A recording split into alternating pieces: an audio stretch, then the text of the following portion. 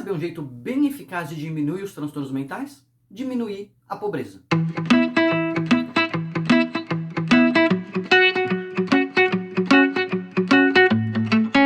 Acabou de sair um estudo muito interessante aqui no Brasil, realizado aqui no Brasil e publicado internacionalmente, mostrando a relação entre pobreza e transtornos mentais. É um estudo que foi daqueles caprichados, assim, estudos difíceis, de coorte, estudos caros, estudos sofisticados, que vale a pena a gente estudar um pouquinho, vale a pena a gente entender esses resultados, porque eles são bastante significativos. A gente vai falar sobre isso hoje aqui no canal, assim que você se inscrever, né? Lembrar de se inscrever aqui no canal, clicar nos alertas e já deixar o seu like para eu saber que esse é um tema que te interessa, para a gente voltar a esse tema. Porque a relação entre pobreza e saúde em geral é conhecida.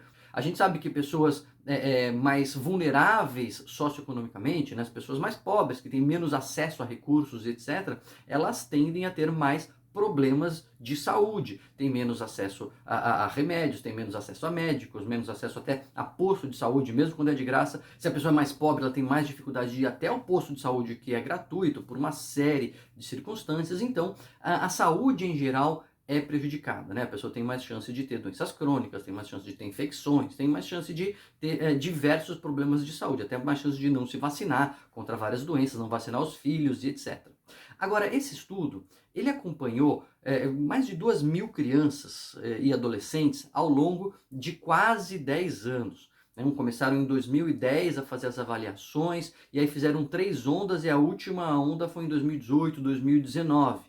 E a gente chama de onda porque eles têm momentos de avaliação. Não é que eles passam 10 anos avaliando as crianças e os adolescentes todos os dias, mas eles têm grandes momentos de avaliação que é excelente para a gente comparar o desenvolvimento daquelas crianças, daqueles adolescentes. Porque uma coisa é você pegar a pessoa num momento só, bom, ela é adulta, vamos ver, você é adulto, você tem algum problema e tal, faz lá os testes, vê se a pessoa tem algum problema e pergunta, mas como que era a sua vida, você teve dificuldade, seus pais eram pobres, etc e tal. É uma coisa. Outra coisa é você ir acompanhando as pessoas ao longo do seu desenvolvimento e acompanhando ali os dados. Você vai vendo os dados, se aquilo vai mudando e vai interferindo com a saúde mental daquelas pessoas.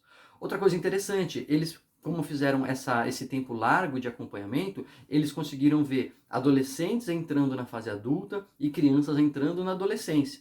Viram realmente uma etapa de desenvolvimento das pessoas, né? Desenvolvimento cerebral, desenvolvimento emocional, desenvolvimento cognitivo e etc. Isso dá um raio-x aí, né? Não, raio-x não, porque é uma foto, né? O raio-x, isso dá um filme mesmo de como essas pessoas se desenvolveram. E o que eles viram? Que 11% daquela população, daquele extrato ali que eles estavam avaliando, preenchiam critérios para serem classificados como pobres, segundo o IBGE. Então, 11% das pessoas estavam ali abaixo do que se chama linha de pobreza. E eles perceberam ao longo do acompanhamento que as pessoas que estavam abaixo da linha de pobreza, elas tinham um maior risco de desenvolver transtornos externalizantes. O que é transtornos externalizantes, Daniel? Eu nunca ouvi falar isso. Já ouvi falar de depressão, já ouvi falar de ansiedade, mas não de transtorno externalizante. Essa é uma classificação bem comum na psiquiatria da infância e adolescência, que divide os transtornos mentais que atingem essa população em internalizantes ou externalizantes. E já dá uma pista do que é, né? Internalizante é aquilo que fica ali para dentro, é a depressão, é a ansiedade, são transtornos que fazem a pessoa sofrer ali com ela mesma.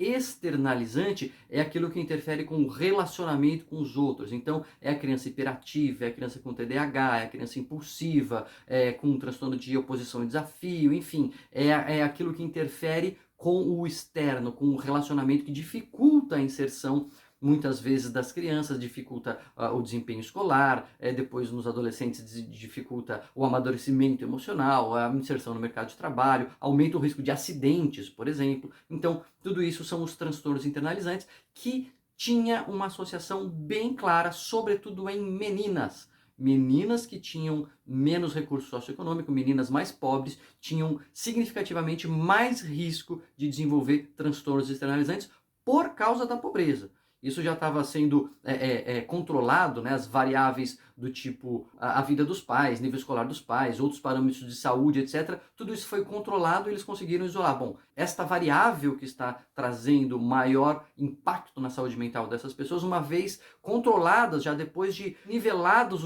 as outras variáveis, a pobreza sim está causando uma maior incidência de transtornos mentais externalizantes, principalmente em meninas, a ponto de eles perceberem o seguinte: 10% das meninas que estavam fora da faixa etária ali para a sua série, né, que estavam atrasadas na sua série, 10% não estariam atrasadas se os transtornos externalizantes tivessem sido adequadamente diagnosticados e tratados. E 5% das repetentes não teriam nem repetido de ano se isso tivesse sido adequadamente abordado, tivesse sido adequadamente tratado. Por quê? Porque esse tipo de transtorno traz claramente um impacto no desempenho escolar, no aprendizado, na inserção escolar mesmo.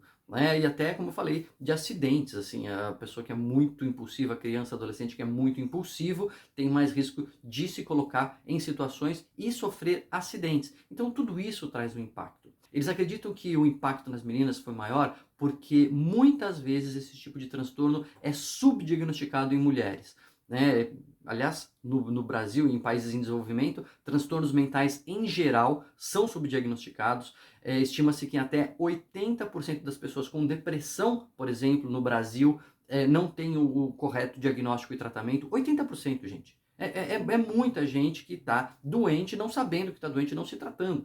Imagina que de cada 10 pessoas deprimidas, só 2 façam tratamento adequadamente. Isso, né, não cabe. Agora, no caso das meninas, esses transtornos são ainda mais subdiagnosticados, né? Porque o menino ele fica mais explosivo, ele fica mais irritado, ele sai dando problema, então logo a família percebe e acaba encaminhando para o tratamento, mas as meninas muitas vezes não têm esse aspecto tão agressivo ou tão agitado, mas elas ficam inquietas, elas já têm um prejuízo acadêmico, mas que não incomoda tanto assim a família, ou não aparece tanto assim para a família, elas acabam demorando mais para ser levadas para o tratamento. O que obviamente vai manter um círculo vicioso, né, de falta de estudo, desemprego, pobreza, e aí o filho de quem é pobre continuando pobre, tem com mais transtornos mentais, etc. Isso vira um círculo vicioso. Então, uma das maneiras importantes de a gente diminuir o nível de transtornos mentais, a gente diminuir a incidência de transtornos mentais, é diminuir essa desigualdade social, diminuir a pobreza que existe na sociedade. Para vocês terem uma ideia,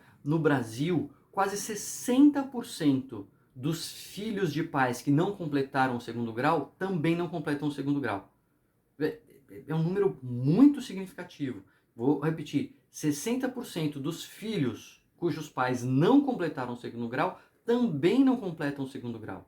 Ou seja, perpetua aquele modelo. Os números internacionais, para a gente ter um parâmetro, são cerca de 30%, né? 29%, 30%. Ou seja, no Brasil é 2 vezes mais difícil. O dobro de pessoas cujos pais não têm segundo grau também não completam o segundo grau. Um dos motivos, sem dúvida nenhuma, associado é a ocorrência de transtornos mentais que prejudica. Claro que não é só isso, não estou reduzindo toda uma questão social, socioeconômica aos transtornos mentais, mas a gente não pode ignorar esse fator tão importante, sobretudo diante de um estudo tão bem feito, com evidências tão sólidas desse impacto. Você tinha noção disso? De como a pobreza pode aumentar o risco de transtorno mental e como o risco de transtorno mental perpetua a pobreza? Impressionante, né? Então, tá aí mais um impacto negativo da pobreza, tá aí mais um motivo, se não houvesse motivo suficiente, tá aí mais um motivo para a gente trabalhar para diminuir a desigualdade social, diminuir a pobreza no país. Não se esquece de se inscrever aqui no canal, de já deixar o seu like para a gente voltar a esses temas, porque olha, tema sobre saúde mental e sociedade é o que não falta aqui no canal.